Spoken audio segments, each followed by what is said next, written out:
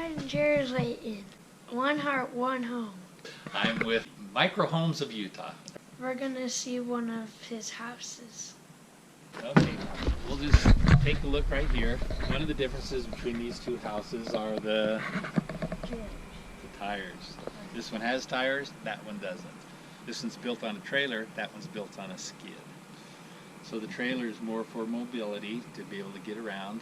The skid is, you know, you can still move it, but you're probably only going to move it once or twice a year, if that even. Okay.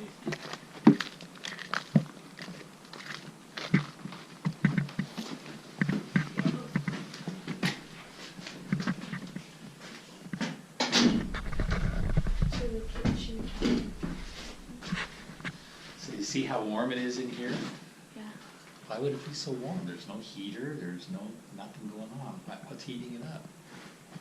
Rocky. Or the sunlight coming That's out. right. Oh, excellent. So this big window, you say, wow, why am I going to have a big window like that? It's going to lose a lot of energy out that window. But in the winter, it captures a lot of energy. Just put your hand up there and you can feel the heat coming in. Wow. Isn't that something? And so we put a big window in so we can capture the heat in the winter. In the winter, you want to be able to get the maximum exposure of the afternoon sun. So you put your window on the place where the afternoon sun, where it's the hottest, put the window on that side. In the summer, you don't want that. You put a tiny house around and you put it the other way. So how do you get electricity to it? Okay, we'll take a look at that here in a minute. So first of all, let's just talk about the layout. You just kind of see how you've got very little space and where every inch is going to need to be taken into consideration. This is our kitchen right here. This over here is where the bathroom is going to be. Okay? And over there is where the living room is going to be. Up in there is the bedroom, and up in here is the study. So that's the tiny house. This is 192 square feet. You just gonna have ladders for the lofts, or? Yeah. Um, What is that? It's in a water cooler. Heater, yeah. It's a water heater. It's got 3 heats of water on it. And so where do you put that water heater? Normally your water heater is probably in the utility closet or maybe in the garage. Well, I don't have a utility closet. I don't have a garage. And so this water heater is going to go in my bathroom, and it'll go real close to the shower, and it'll go real close to the sink, so it doesn't have very far to travel, so that it will not have a lot of heat loss between the hot water heater and the other units. Plus, it'll use less plumbing. So if I put the kitchen sink here, and I put the bathroom sink and shower here, then I'd want to put the water heater right in the middle. So I can just go that way or that way, and use either one of them. So how will you have water run Into it. So to get heat into the house and to get water into the house, and then the other problem is sewage, how to get sewage out of the house. And so for all of that, you have to use hookups. So you just plumb it so that it goes down through the bottom. And you can do 2 things. One, you can have it go directly into the public sewer system, and you can be hooked up to the public electricity, the public water. Or you can be what they call off-grid, and you can have your own water storage, and you can have your own water collection. So this one is not off-grid. This house will be connected to the public utilities. So we'll just hook up to outside sewer and water and all that. The one over here is off-grid, and that will be connected by its own electricity. That answer that question? Yeah.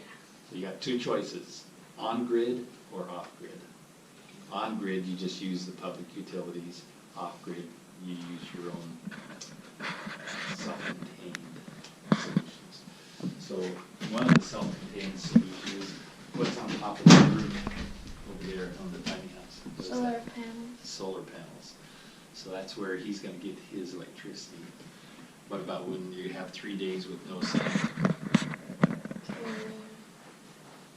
You could have batteries. Right. Backup batteries. Yeah, backup batteries.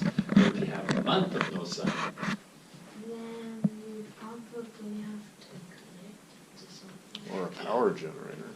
exactly, you connect it to a power generator. So you'll have a battery pack that connects to the solar panels, and if there's not enough to recharge with solar, then he uses a propane backup. Very good. What about water? Where would he get his water? He could buy like water trucks. Let's go over and see where he does get his water. Let's show you where he gets his water. Yep. You have any more questions about this one before you leave here?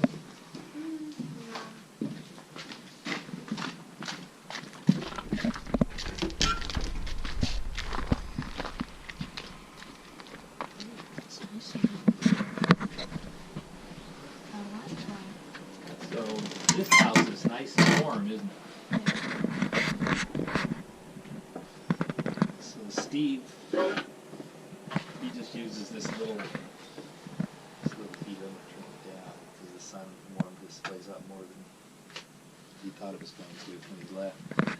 So he can't quite do this on a candlelight, but this is all it takes to heat his whole house is this little heater. This one only has 2x4 walls. If we had built it with 2x6, he could probably get by. And this just has R11 insulation. If we'd gone with R24 insulation, then you could just about heat this with a candle.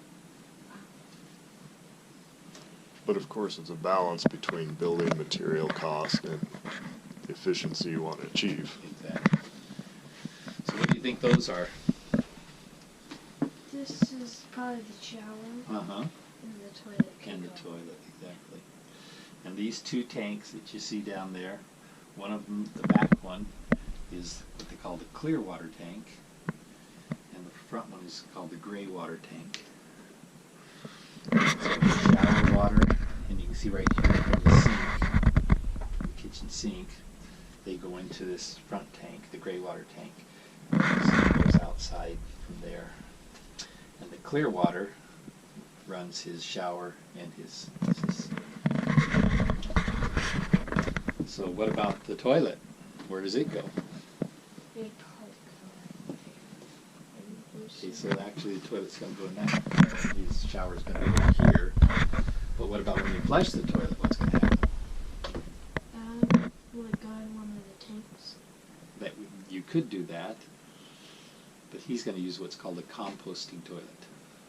So you've seen those on the tiny house programs, composting toilet. So they're called waterless toilet. They don't have any water. They just use dry mix, and they absorb all the waste, and then you just change that dry mix out. So there's no plumbing with the composting toilet at all, so he doesn't have to worry about sewer. So the gray water is water that he can use to collect his shower and collect his sink, and then he can use the gray water to water his garden or water his lawn. So is the fresh water just going to be public supply? Just He's got a 250-gallon tank, storage tank that he'll keep outside, and then he'll fill up. He's got 38 gallons of water storage here. So he'll use water collection from off the roof, and then supplement that with a tank that he'll take downtown and fill up whenever he needs to. is it potable? Do you have to treat it so you can drink it, or? No, it's just potable water. Okay. Yeah. He fills it up with usable potable water.